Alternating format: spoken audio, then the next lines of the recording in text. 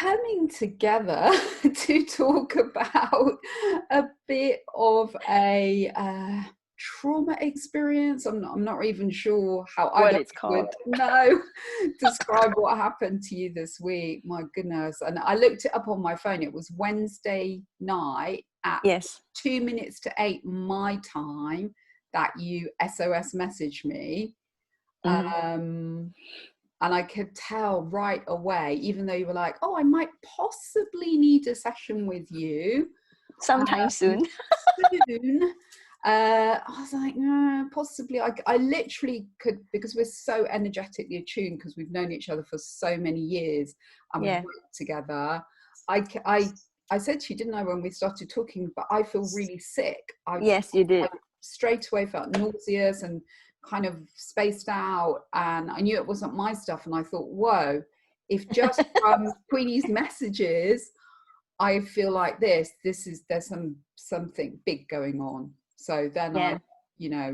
just said, this needs to happen now. We need to come together now. And then when I saw you, oh my gosh, I was so shocked. So Yeah, I know. It was so hard for me because I didn't even recognize myself. I don't even know where to start. I just had a really triggering experience, what and time did it start? That's the bit that I haven't asked you. So you had, I know about you were talking 5:30. about, oh, so this was 5:30 European time. So yours would be about 4:30. Yeah, okay. And this is Yes. about, so the 8 for me at night, 9 for you at night, that we actually connected. So that sets it in the context of this incident had happened earlier on. Yeah. That's a long time to be. It was. And I tried everything. Like, I mean, I tried everything when I got triggered. Um, so what happened was I was out with a friend. It was a beautiful day. Like everything was going amazingly well. And I was just feeling so good. And then a friend of mine picked me up for coffee and cake, always my favorite, our favorite. So I went out with him, hung out a bit, and then he walked me home. But then his bus stop was just before I have to turn off. And so I'm like, okay, your bus is here, go run, I'll be fine. So he left. And then, when I saw him run into the bus, so I'm like, okay, I can go now because he's in the bus.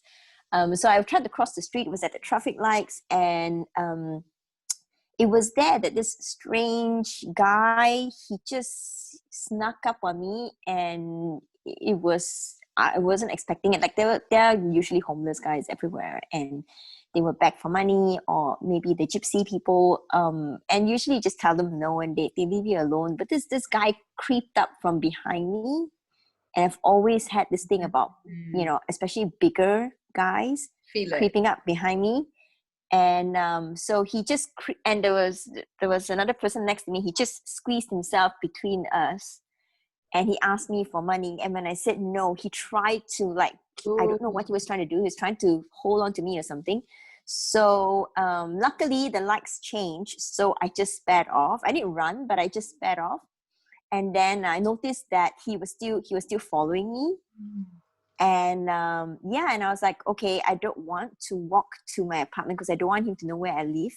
No. So I circled around the block twice.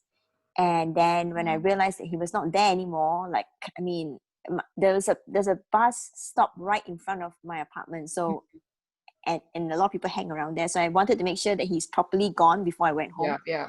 So I went to a store nearby, about 10 minutes away, and I go there often. So they know me by name, they know my phone number, and I know them by name. So I went there just to sit it out a little bit. But I was really worried. Like even before I got there, I was texting my friends and I was like, look here, this creepy guy is it's just really freaking me out.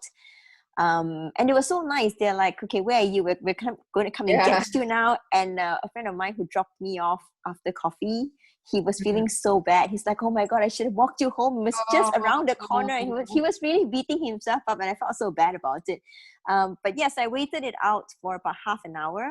Oh God. And what state were you in when you were in the store? What? I was pacing because like I was really struggling to calm myself down. I was pacing back and forth, and the people in the store noticed, like the people who know me, they noticed that I'm Yeah. a little bit off. Not So like they kept asking me if I was okay. I'm like, yeah, and I'm not going to buy anything, but I'm just going to Yeah, wait for my come to friend. safety. You're my safe people. Just bear with. Just trying to ground myself. Carry about your business. But I think they probably recognized that there was something off They about would have me. picked up. Yeah. Yeah, because I really was not myself that day at that time. So I hung around for about half an hour, and I was desperately trying to grab hold to something that would help me feel normal. So I texted my friends, and I was hoping that would help me calm down a little bit. It didn't. So in the end, I got so restless, I couldn't be pacing in the store anymore. So I left the store, and I started walking home very quickly, to try and, because it was getting dark as well. Oh no. So I was like, shit. And my phone was like 4% battery. I'm like, Oh, oh my it's like a movie, a horror movie. everything at once. Exactly, it was everything at once. So I was okay, 4%. So I told my friends, look, yeah, I need to get home first. I'm not going to text you now because I got 4% left, and then it's getting dark. So I ran home, and then when I got back, I was, I tried to, so I isolated myself because I felt very uncomfortable, and I didn't want the boys to, I'm sure they picked up on it, but I didn't want They it would to. have done, yeah. Yeah, so I isolated myself as in the room, and I just, kept it dark and quiet, and I just sat in there for a little while, and it wouldn't settle. It just would not settle. So I thought, okay, maybe I'm hungry. I should get some food. The usual stuff. I was Do the basics. So, yeah, like I lied down on the floor. I had my EO on, and I was trying to ANS myself. And then I was thinking maybe I'm hungry, because I was feeling a bit shaky. I wasn't sure if it was. I was going to say, so what can you describe, if it's not too horrible to, how you physically felt at that I time? was feeling really tight. I could not breathe. Like I climbed up the stairs. I got a lot of stairs. I'm on the 6th floor. You have a lot of stairs. I climbed up the stairs, and I was like already struggling to breathe, but I think the adrenaline got me up here. But after that, I felt like I was totally crashed. So I lied down on the floor, and I couldn't really move at all. And I put my EOs on, and I couldn't smell it. Like I have some kick-ass, really strong frankincense and everything, and I could not smell it. It was like totally, my senses were totally blocked out. Then I had dinner, I couldn't taste anything. Wow. And so then mechanically kind of ate the food, but yeah, like, and then I was trying to, trying to grab onto anything that would help me feel remotely normal, or kind of even a little bit okay. Yeah, it was just really bad. So I thought, okay, maybe if I took a shower. So I tried. You literally tried everything. It's like and it couldn't. And by the end of the night, I got so frustrated because I could hear it in my voice that I was shaky, and and it was just so uncomfortable. I felt almost sick to my stomach. Well, and that's what I picked up on, was the feeling sick when you messaged me, pretty much, even though the message, there was virtually nothing in it. Yeah, it was very neutral because I didn't want to. Message. Yeah, because I was feeling so bad because I was, a lot of my friends were very frustrated, not at me, but they were frustrated because they felt like they want to help, but they can't. And I was running around in circles, and I wouldn't let them help. No. And they couldn't do anything. And they were so worried for me. They were like so worried. And I didn't want to, I don't like to put people in a position where they feel like they can't, they want to help, but they can't, and they feel helpless. But yet, I feel so alone. It's like walking back, I was passing by, the bus stop and 2 bus stops, and it's full of people, but I felt so alone. It was the most uncomfortable feeling ever. So when I came back, and I could not shake the feeling. It was just, I think some of my friends gave up. They tried to talk me out of it, and then they gave up. It's that thing, isn't it, where, so what you're describing to me, and what I saw when we came on screen. So when we saw each other, you were just literally like this. And you could hardly speak, and you could hardly look at me, and I could feel your energy was completely gone. It was like being with an empty shell of you that had literally frozen. That's what I observed when we connected energetically, and I could just feel you were just not, you were wanting to be there, but you were not there at all, and you were literally like the whole of your physical presence was just immobilized. And yeah, I mean, so I knew straight away that this is not a talking situation. We need to just bring your nervous system out of it. Was very stuck in the freeze response, which makes sense. Yeah, and I don't remember being in that state for a really long time. I know that there was a time where it was very constant. And back then, one of the ways that I could snap myself out of it was to induce some kind of pain, physical pain, to take away the emotional pain, or to numb out at least. Yeah. So when I was really struggling to hold it in and I couldn't anymore, that thought came to my mind that, okay, that has always worked. You know, do it first, and then when Jane has time for me, then we will get to it. But then I got the hummingbird tattoo. And I don't know why, something was itchy, and I scratched, and I looked at my tattoo, and I was like, okay, no, I definitely need to at least try and SOS you first, and if that doesn't work, then I'll resort to my backup plan. So because it was so uncomfortable, I just felt like it was like a beer bottle that you've been shaking, and it's just the pressure was just building up, and if I could just release a little bit of it. Yeah, and you were literally like that one. Yeah, it was so bad, and my friend kept asking me, are you going to be okay? And and I was like, it's going to take me a week to get past this. I literally told him that it's going to take me at least a week, because I can feel that it was just horrible. It was, I really couldn't hold it in. And I think if people were going to commit suicide, it would be a point like that, where they would do it, because it's just so painful, and you just want to let some of the pressure out, or just put yourself out of all that pain and misery.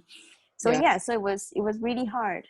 It is. People, when you're trapped in that horrible trauma freeze response, it happened to me probably a year or so ago. I don't remember now, luckily, but I remember what it felt like. Yeah, literally, I got to the point where I could have just walked in front of a truck, because I could not bear the feeling any longer. And that was me.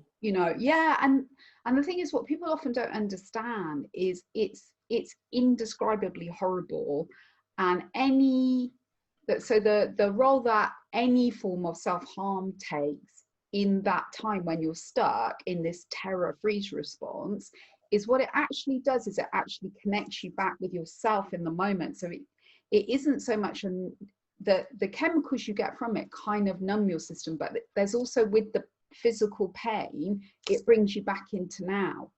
So it's an interesting kind of loop that's often really misunderstood by professionals and family members. Well, why would you understand it if you've never experienced it? But it was I was shocked when I saw you, but I straight away knew, okay, freeze response. And of course, this is the incredible thing, is that you intuitively had been driven to seek safety. So you'd done some brilliant things. You'd messaged your friends, they equal safety for you, safe connection. You'd gone to the store with the safe people. You'd literally done everything. But if I was saying to somebody, how do you seek safety when you're really in a fear response, you did textbook everything I would say. Have a shower, put essential oils on, lie on the ground. But what you and I know from the work that we've done together is that whatever that situation was, it triggered something from your past, and then you've got the current terror of the current situation, plus you've got whatever's stored, which we never know, and that's okay, but the two collide. The trauma memory that your system recognizes from some past horrible experience and now collide, and that's why then we go into this catastrophic freeze response. And it is that bad, and it is that dramatic. And all we could do was just bring your nervous system out of freeze, and back into safety and balance. And you know, luckily, because we know each other so well, and you know, I could kind of hold that space with you, and it's a familiar space. We've worked together doing this for other things. That's you kind of on some level would recognize instantly, yes, I just need to do this. And so we kind of looked at each other, and then off we went. And that could be at a subconscious level. It's not, people talking to you at that point would have been of no use, and your instincts know that. You know, you didn't need to talk about what had happened. It's happened. That's not going to bring me out of my physical freeze response. Yeah, and I think it was kind of strange because I felt like I was in an accident, like a car accident, where I was shocked. So I couldn't even try to like problem solve. I just went through a checklist of things to do, but I wasn't even in a place where I could actually problem solve to see what was happening. And I couldn't understand why I felt so uncomfortable. I mean, like my friends were like, let me come and, you know, I'll come and get you. And I'm like, but I'm not in any physical, you know, imminent physical danger. Do you know what I mean? And it just felt like it just felt like I was running around in circles. Something was wrong. I couldn't figure out what it was. It was so uncomfortable. No, because it's not an intellectual response, and that's kind of the point of our discussion in a way, isn't it? Is to help people know and understand that when we've all got trauma in our histories, so when something's triggered from our past trauma by a current situation, this is the typical kind of response that we all go through: fight, flight, and then a catastrophic frozenness. And sometimes the fight flight is so quick, and the freeze is is more evident.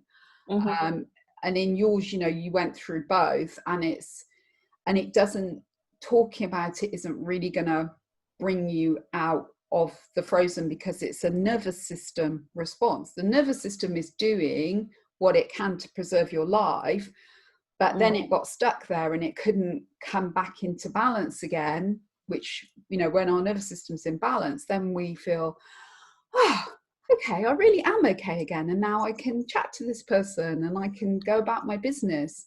You know, that's what we did, isn't it? We used the technique that I use, QEC, and we put in a belief for your nervous system about it being safe and regulated and balanced and letting go the trauma. And then we put in another belief about something about being safe. Crying. Yeah, it was all about safe. Yep. No, and I particularly like the one about crying, because like one of the ways that I remember was really, really helpful in helping me release a little bit of the pressure was to cry. But for the longest time, I was not allowed to cry. So if I was afraid, if I was scared, if I was sad, crying is not one of the things that my body was able to do naturally. No. So that was really hard. And I was in a mess. Like, I wanted my friends to be there, but I also didn't want them to see me in the state that I was at, because I can't even recognize myself. Like, you couldn't even recognize me. Do you know what I mean? It was really shocking. I knew what it was when I saw it, but literally you were just, I was struggling. I was like tracking water. Yeah. Like that. And you know, I managed to kind of coach you around, and then we just went into this familiar way of working together that luckily your system knows so beautifully. And then I watched you as we were installing the new beliefs go from, I could feel it. Yeah. And then come out of it and become present. And then we ended up laughing. Do you remember? We it was like a massive release. I don't remember what one of us said something. No, a friend of mine tried to cheer me up. He was cracking some jokes and I wanted to slap him. This was completely spontaneous. And it was because I was so in such a panic state that if somebody tried to crack a joke, I would be so pissed off. But this was your system coming out, and it was the biggest belly laughing I've ever seen you do. It was and we couldn't stop, and we were, it's interesting because both of us don't have a great relationship with crying, but we were crying from laughter, and it was it was uncontrollable. It went on for a really, and it was interesting for me because I was tracking it and I thought, no, this isn't what you'd call hysterical laughter. This is real belly relief. It was very beautiful. And then of course you were exhausted, which I would expect coming out of freeze. And then you went off to bed, I think, didn't you? Did you go to bed? I was exhausted the next day as well, because like I was holding so much in for a few hours. So the next day I woke up, I was like trying to be kind to myself. I tried to free up my schedule and, just try to, and I could feel the side effect of last night's freeze response, because it's like I can feel that my heart was skipping a beat here and there. It's like it was just tired. It just can't. Yeah. So talk about your sleep, because obviously normally I would expect, or I think I was not, I wasn't expecting to get any sleep for a week. But as soon as we got off, I quickly sent a text message and make sure that my friends were okay, because okay. I had to calm them down, because I got them up to that because they were energetically connected to me as well. Yeah, of course. To some level, because they're my very, very close friends. So when I was all wound up, I think they would have been wound up as well. And, and I'm not able to hold a space for them to come back down. But I was hoping that in my more calm state after our session that I could bring them down a notch or two. Yeah, you so it was so funny because I was trying to calm down my friends. No. But you slept, didn't you then? You slept. I did. I slept. I did go to sleep. And it was much needed, because I was, even with sleep, the next day my body was, I could see that it took a beating. It really took a beating. It would. I mean, it's like a massive withdrawal from the physical and emotional energy banks.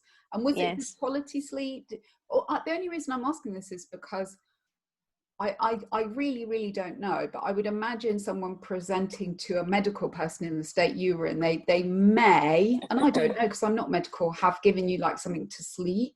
I would have asked for like an elephant tranquilizer dart. Yeah. At that point in time, I just so wanted it to stop, not end, but I just so wanted it to release a little bit of that pressure. I just need a little bit of space to get by the night.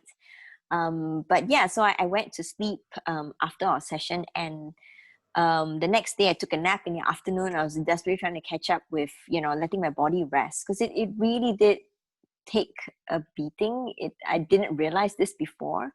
But I was actually quite tired to begin with yesterday. And so, and when that thing when I got triggered, my adrenaline kicked in and I was running around the block twice. And then I went to the store, and then I was pacing in the store, and then I came back and I came up the stairs really fast. So all that was on borrowed energy and time. Exactly, because it's force. That's such a good point. This is what happens in survival mode. So usually it's about a 45-minute cycle, roughly. Yes. But sometimes then it can get triggered again. And you're right, it's all forced survival energy. And then when we finally, and of course you stayed in that for hours. Yeah. And then of course when you finally came out of it, it's like, oh, I just took, $5,000 out of the bank twice in a few hours. So your system, I would expect, but of course the old you who was very pumped, you would have got up the next day and been like, okay, I have to make up the time from yesterday, and you'd have no. What the old me would have capitalized on that adrenaline to push myself to do more. And that's why I was constantly busy. I was constantly very successful because I was constantly pulling in more hours than everybody else. And I was really dependent on the adrenaline pump from time to time, a lot of it. So when I was in flight, I was constantly doing something, and I mean, like if I could run a marathon, I would. Yeah, you would have easily. The old Queenie I knew, you'd have run 25 marathons back to back. I would have done it. I did yoga 5 times a week, and most of the time it's because of that. I could do yoga. trying to get it all out. And so so I did that for a really long time. And I guess that was probably the reason why I got so sick after that. Oh, definitely. And my body was like, no, I can't take this beating anymore. It just can't. It has to stop. So when I stopped and I managed to, you know, through the work that we do, to really come down to a space where my body needs to be, I got very familiar with this. So when the trigger happened, I was like, what the hell was that? Yeah, I you didn't see noticed it it. coming. Yeah, I didn't see it coming at all. I was like, I've never felt this way in a really long time. So what do you Like, feel that people need to know about this? What would you say to somebody as a kind of learning from this? Not that you need to learn from this experience, but you know, that people would see that this can happen to anyone actually. yeah, no, and that was something that was Impart very your curious. wisdom. But I always felt that I was really curious after that, because like I'm trying to piece together, you know, what happened. I was, you know, because when my emotional mind was at rest, okay, then I went up to my intellectual mind and I tried to, you know, problem solve, put it into a formula or an equation, because Yeah, that's me, you know, me very well. yeah, And I was like, so I tried to piece it together, and I realized that the last time that had happened, where I really felt like I needed to physically hurt myself to get the pressure out, it was back in 2015. That was before we moved out, before I started seriously working with you. So that was the last time. And then I went a little bit further back, and I realized that I could have been in that state forever. yeah. You would have been, yeah. And there was no way you could have talked me out of it. Well, no, I I don't did know if try. watching this video, anybody would be talked out of it. If you're in No, it you so can't. deep, You if you're can't. in it so deep, you can't really see it. But, you know, I'm hoping that people I'm hoping that by sharing this and having this conversation that we enjoy having, that people could see that there's something going on that they may not be aware of, that's making them sick. Or, you know, a friend of mine, she was like, oh, I'm so busy, I'm on a marathon, I've been working for, you know, 5 Zoom meetings and this and that, and hoorah, and everybody's like, yes, you go, girl. That was my life. Yeah. But now when I look at people do that, I'm like, they are so mentally sick, because I was there before. Mm. And it's not something that we should cheer people on. We should say, No. look here, I'm concerned. This is not sustainable. Your body is going to break. You're not supposed to be in fight or flight or freeze. And to capitalize on that so that it'll make you successful. I mean, you can be successful that way, but like at what cost? So, I mean, I have gone through, people say, you know, don't sacrifice your health. Don't sacrifice your health for wealth, because you're Yeah. going to end up spending. I did that. You did literally, Okay. yeah. I did that. Okay. Yeah. I did that. So I think I'm in a place where I can give that advice now. Oh, you Where can. you Well, thank totally should you. not sacrifice your mental health No, that's a very for powerful wealth. message. So thank you so much for this, because Yep. it's, you know, it's unique that I have the privilege of not only working with you, but sharing, being able, you know, straight from the, I don't want to call you a horse, but the horse's mouth. Because it's very hard for people to understand how trauma needs to be addressed at a subconscious level rather than a talking, because trauma doesn't live in your intelligent brain, it lives in your sub, so the emotional brain, survival brain, body level. So thank you so much for this today, and I look forward to our next session. They're never boring.